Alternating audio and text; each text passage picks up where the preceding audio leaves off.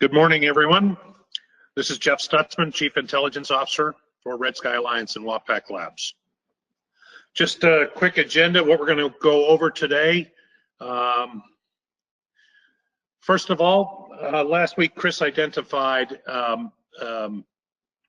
new virus file infector. This is a polymorphic infection, and it appears to be spreading.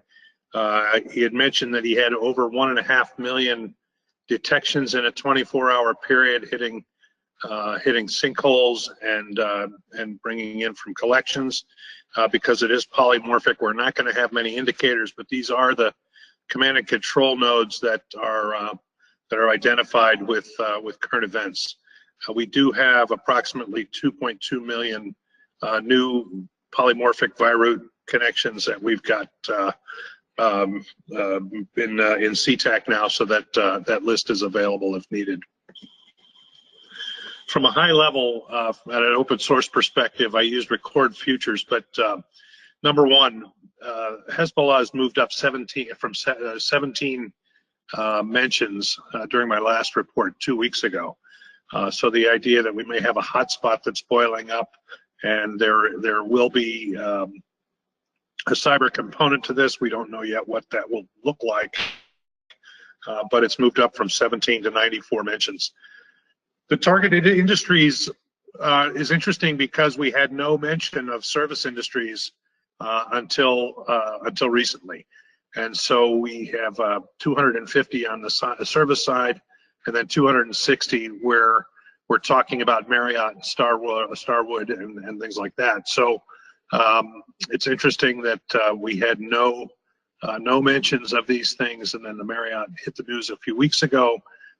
Potentially, we're seeing a new set of targets. Having stayed in a hotel last week and seeing the DOS-based reception software, it's not surprising to me that maybe they have a little bit of an opening. On the malware side, the good news is that WannaCry and Petya, not Petya, were the top-ranking mentions for malware 2 weeks ago. And WannaCry now is on the bottom, and Mirai we're starting to see pop up a little bit more from WAPAC Labs intel, but the ransomware is gone off the list.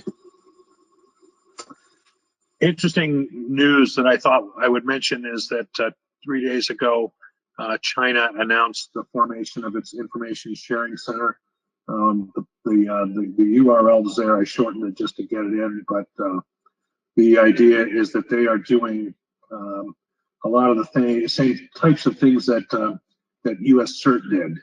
So under the CN CERT, this is an information sharing environment, and I think it's a little bit more technical. We'll see how it plays out. Fortnite was hacked last week, not this week, but it's still showing up as one of the top mentions in social media. And then yesterday, the UK issued a warning that they were investigating worldwide cyber hijacking events that were at the time affecting targets in the Middle East, but now appear to be spreading into Europe and the Americas. In the last 7 days, collections have remained relatively constant, with 101,000 new sinkhole activities, but this is, for the most part, pretty flat. And as a reminder, the blacklists are available in CSV, FortiSIM, and Proofpoint formats for those who need them. APT indicators this week went up since my last report 2 weeks ago. So at that time we had 166 unique sources that were used about 300 times. This week we had 355 unique sources that were used 442 times. The link is at the bottom. Use your two-factor to log in, and then you can get it there, or you can get it in CSV off of Slack. The top APT activity that we noted were Sikkipot was overwhelmingly the top, followed by Maudi, Carbonac, and Wekby, which is interesting. Old sinkholes that we've had for years are starting to become active again.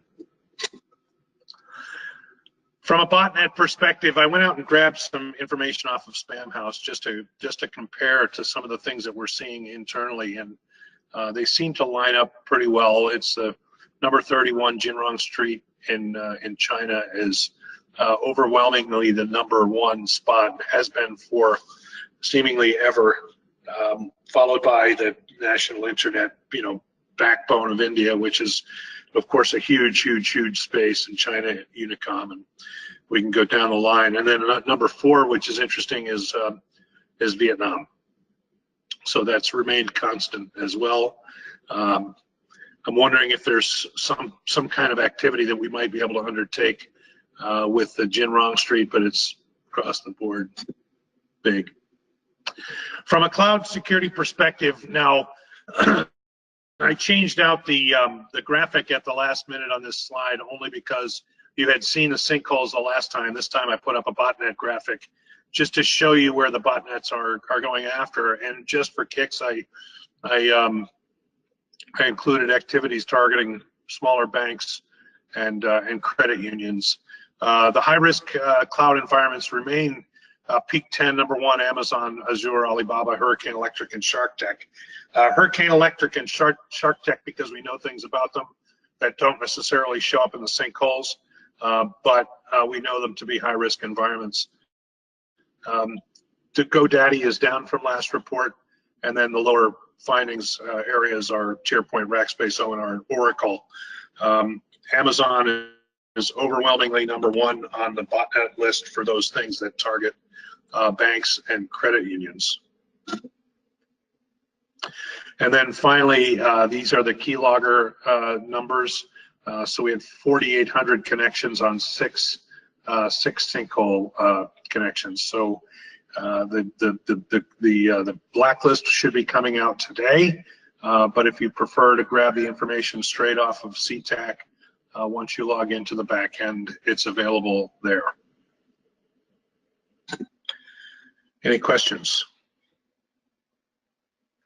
Thank you very much.